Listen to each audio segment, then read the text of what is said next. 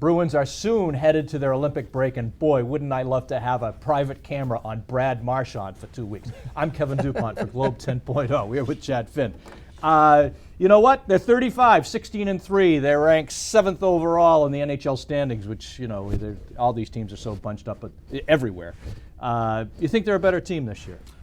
I think we have to talk about them in context the way we talk about the Patriots at this point, is whether they can win a championship or not. Yep. And to that regard, I think they're a little bit lower than where they were at this point last year. For one reason, Dennis Seidenberg's not around. Yeah. I would say they're a little bit better in one metric, which is the power play with Shar up front. Yeah. I think that I've got more faith in it. It doesn't mean it's going to score all the time or even consistently, but I think it works better. It's more mobile. I like Krug back there with Krejci and the big boy up front.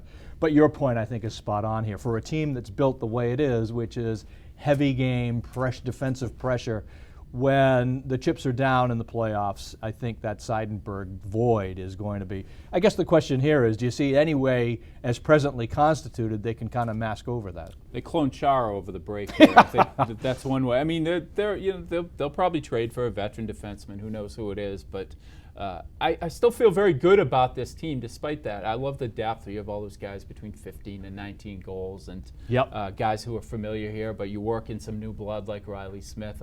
We've seen good things out of Louis Eriksson lately. Maybe he gets a little bit better, but again, the ultimate measure of these guys is how far they go into June. Absolutely. We are left not having to answer the question about what to do about Seguin, who drifted down to the third line and then in the playoffs didn't produce. Yeah. I think what they've got here, arguably, they don't have Seguin's high-end talent, but what they do have is more consistent offense, the ability, we think, to score more consistently. But I'd say we're tied here. Both of us think they got to do something about the D.